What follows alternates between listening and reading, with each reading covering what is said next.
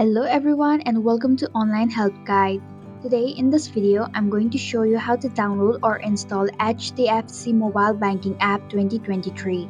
So without any further ado, let's dive right into it. To download Hdfc Mobile Banking app, first open the Play Store on your device.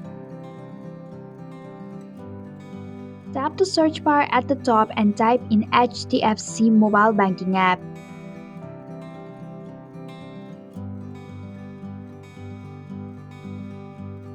Tap HDFC Bank mobile banking app when it appears in the search result.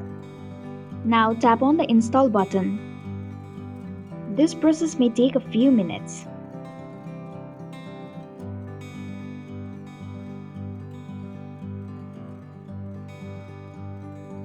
Once the installation is completed, tap open to launch the app. And that's it. Thank you for watching the online help guide. I hope this video was helpful.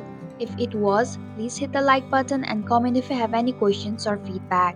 Also, if you are new to our channel, please subscribe and hit the bell icon so that you don't miss our upcoming videos.